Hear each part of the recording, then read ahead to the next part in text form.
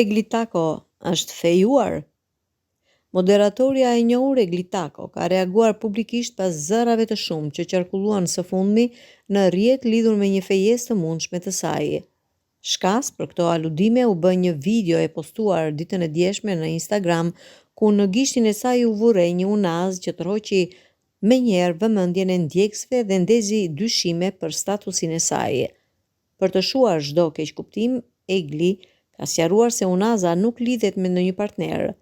Përmes një postimi, ajo zbuloi se bizhuteria me diamant natyral dhe flori 18 karat është një shpërblim që ajo i ka dedikuar vetes. Tek videoja që kanë postuar dje, shumë më kanë pyetur për unazën, dhurata më e bukur që mund t'i bëja vetes këtë fundvit, shkroi ajo duke treguar se e ka bler vet. Me këtë përgjigje të drejtë për drejtë, Egli ka hedhur poshtë spekulimet për një romans të re, duke konfirmuar se unaza është thjesht një simbol i vlerësimit për veten.